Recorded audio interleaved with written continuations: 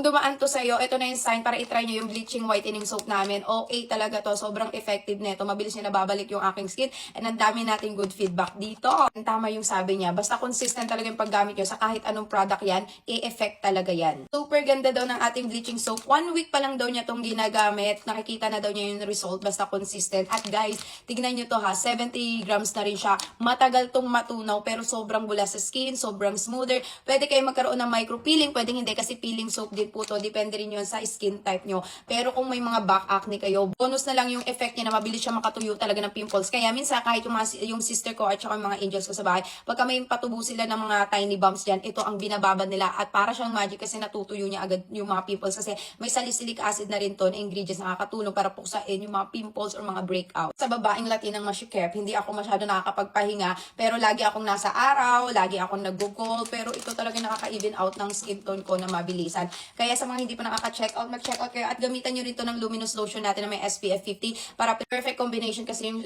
lotion natin at saka ito kasi yun yung nagpro-protecta sa nito sa effect ng ating bleaching soap kasi intense whitening soap talaga.